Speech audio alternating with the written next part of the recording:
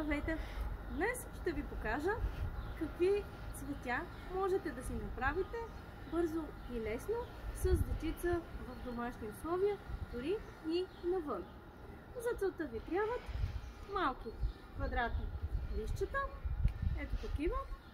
И това, което ще ви покажа, са цветя, които са тип водна лилия.